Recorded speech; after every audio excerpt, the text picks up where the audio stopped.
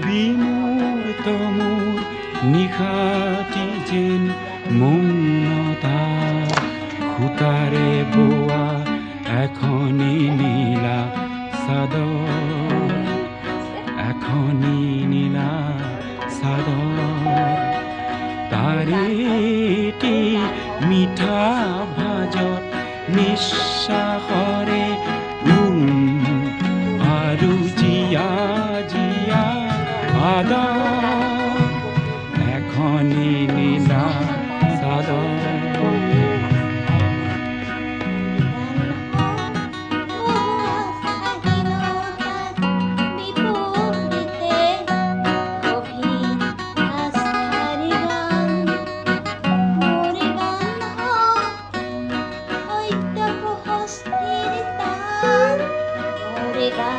কামনাৰে আস্থাহীনতাৰ বিপৰীতে গভীৰ আস্থাৰ গান মোৰে গান লক্ষ্যহীনতাৰ বিপৰীতে সত্যপ্ৰশস্তিৰ টান মোৰে গান বহু আস্থাহীনতাৰ বিপৰীতে গভীৰ আস্থাৰ গান।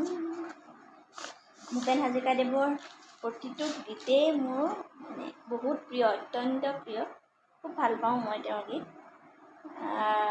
ভাৰত ৰত্ন কিমান সুন্দৰ চিত্ৰ এখন অসম চৰকাৰৰ ফালৰ পৰা মোৰ মানুহজনৰ বাবে দিয়া উপহাৰ।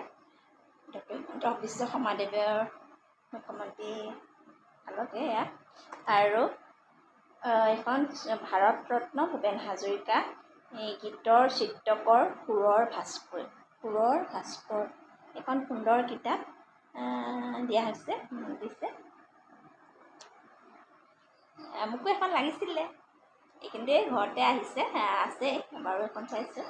মোলৈ দিয়া নাই, এই উপহাৰ পোৱা নাই মই, কিন্তু মোৰ মানুহজনক দিছে। সেইটো বহুত ভাল লগা কথা। Thank you. এখন খুব ধুনীয়া কিতাপ, আপোনালোকেও পাৰিলে পঢ়িব। খুব ধুনীয়া। ভাৰতৰত্ন ভূপেন হাজৰিকা গীতৰ চিত্ৰকৰ সুৰৰ ভাস্কৰ, খুব সুন্দৰ।